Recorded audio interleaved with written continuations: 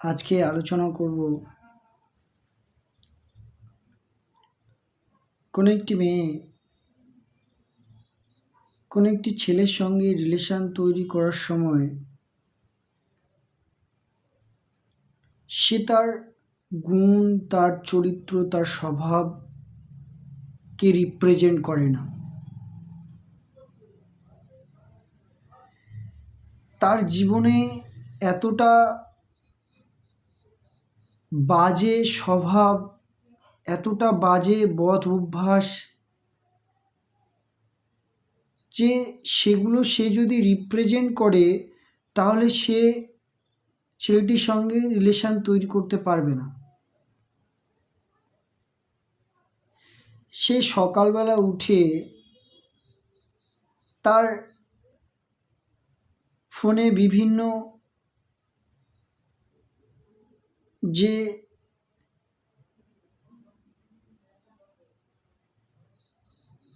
Application আছে সেই প্রতিটা অ্যাপ্লিকেশন কোনো না কোনোভাবে জড়িত তার ভোগ এন্টারটেনমেন্টকে সহযোগিতা করার জন্য।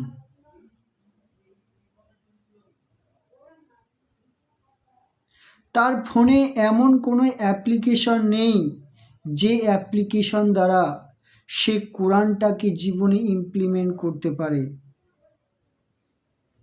এমন কোনো অ্যাপ্লিকেশন নেই যে অ্যাপ্লিকেশনের দ্বারা সে বিবেকানন্দকে জানতে পারে, সে রামকৃষ্ণকে জানতে পারে, সে মোহাম্মদকে জানতে পারে, সে তার ভিতরের অজ্ঞানতাকে কাটতে পারে।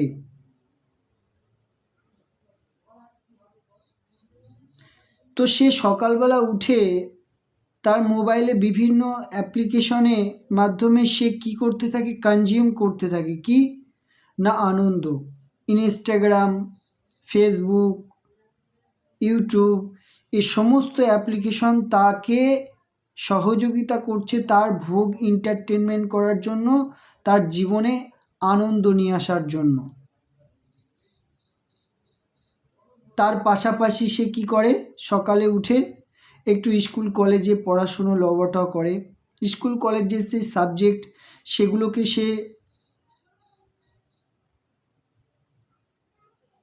মন দিয়ে পড়ে না, পরীক্ষা আছে তাই পড়ছে, সে জানার জন্য পড়ে না, সে বোঝার জন্য পড়ে না, বাস শুধু পরীক্ষায় পাশ করতে হবে এই কারণে পড়াশুনো করে। আর স্কুল কলেজের থেকে বাড়ি এসে মায়ের হাতের একটু কাজ করে, থালাবাটি পরিষ্কার করে, উঠোন ঝাড় দেয়। সে মুভি দেখে, সিরিয়াল দেখে, নাটক দেখে, বিভিন্ন বান্ধবীদের সঙ্গে ফালতু মার্কা গল্প করে। এইভাবে তার দিনের পর দিন, মাসের পর মাস অতিক্রান্ত হয়। এই হচ্ছে তার স্বভাব চরিত্র। তার জীবনে কোনো উঁচু আদর্শ নেই যে আদর্শের দ্বারা সে চেতনার উচ্চ স্তরে বাস করতে পারে। এমন কোনো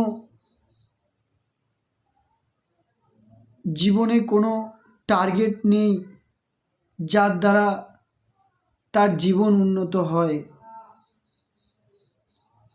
সে মহাপুরুষদের মতো জীবন কাটাতে চায় না, সে চায় পাশের বাড়ি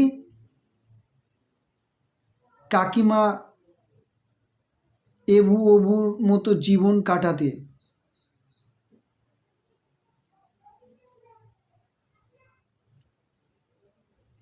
সে সত্যের প্রতি সমর্পিত হতে চায় না, সে মুক্তির দেশে যেতে চায় না, সে চায় ভোগ এন্টারটেনমেন্ট করতে, পার্টি করতে, চিল করতে।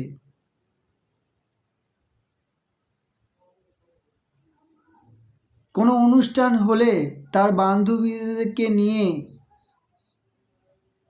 যে অনুষ্ঠানে যাবে সেই অনুষ্ঠানে যাবার জন্য সে কতক্ষণ ধরে মেকআপ করে আর নিজেকে সাজায়। কেন? কারণ সে ভাবছে মুখের থোবড়াটাকে সাজিয়ে কোনো একটা অনুষ্ঠানে গেলে তবেই তো ছেলেরা আমাকে ইমপ্রেস করবে, আমাকে প্রপোজ করবে।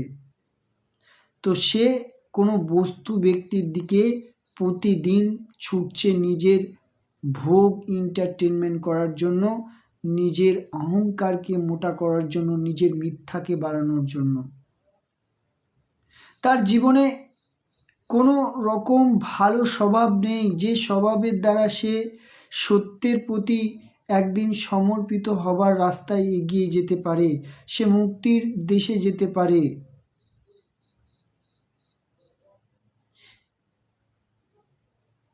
কন্টিনিউ প্রতিদিন তার ম্যাক্সিমাম সময় কিসে চলে যায়?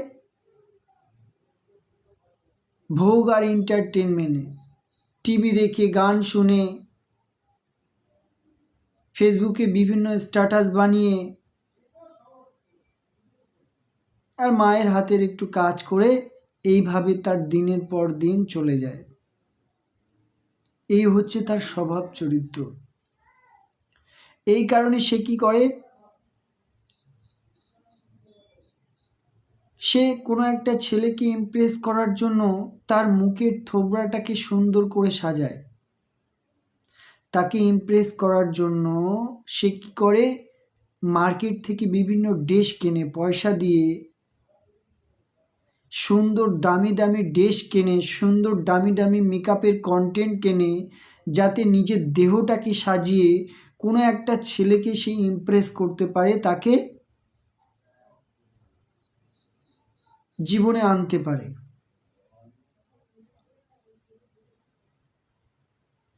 যদি তোমার মুখের থোবড়া দেখে, তোমার মুখের রূপ রং দেখে, তোমার দেহটাকে দেখে যদি কোনো ছেলের ভালো লেগে যায়, আর সে যদি তোমার সঙ্গে রিলেশান তৈরিও করে, তাহলে একদিন তার ঘুম ভাঙবে।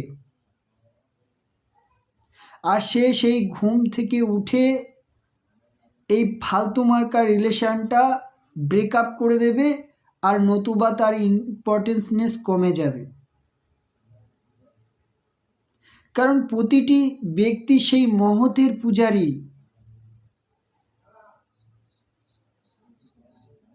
তার মনের মধ্যে এমন কিছুকে বসাতে চায় যা উঁচু, যা মহৎ।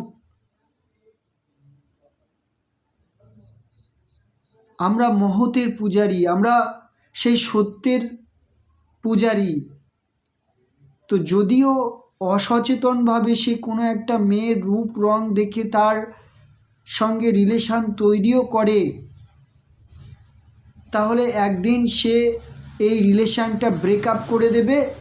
আর যদি সে নিজে ব্রেকআপ না করে দেয়, তাহলে সময় একদিন এই সম্পর্কটা ব্রেকআপ করে দেবে, এই সম্পর্কের ইম্পর্টেন্সনেসটা কমিয়ে দেবে। কারণ এই সম্পর্কটা একটা মিথ্যা ভিত্তির উপরে দাঁড়িয়ে তৈরি হচ্ছে,